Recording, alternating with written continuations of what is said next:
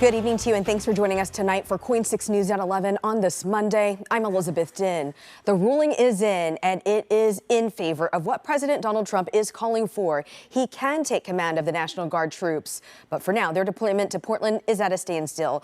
There is a lot to break down this evening, and we have team coverage for you tonight. Ariel Yakabazi explaining the legal matters and what it means. Anthony Castora sorting out what happens with the National Guard troops who are still standing by.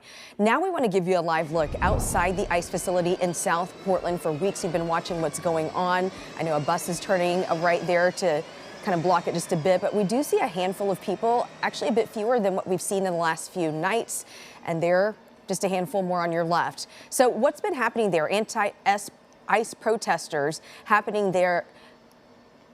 They've been going there for months now, garnering national attention.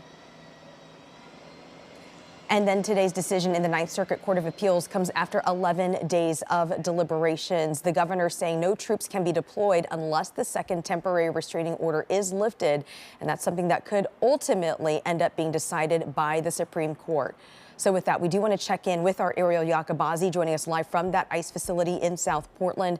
All right, Ariel, I see you right there. The president claims the deployment is to protect federal employees and property. Obviously, we don't see any troops on the ground in the city right now. First, take us through why this isn't a done deal just yet. Well, Liz, this ruling is the latest development in an ongoing legal battle between the federal government and city officials, and it's all regarding the ICE facility here in South Portland, and protests are remaining pretty peaceful tonight, and as you mentioned, very quiet. Now, while all this plays out in the courts, there might be some questions, though, like what happens next? More big news for Portland. We're one step closer to seeing National Guard troops here.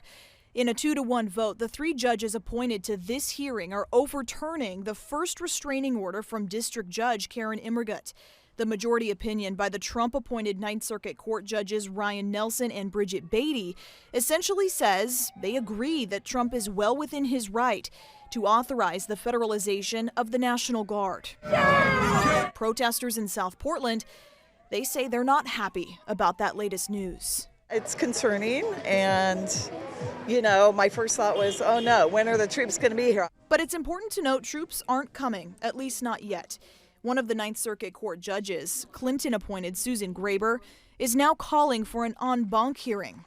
That's a review by 11 judges instead of 3.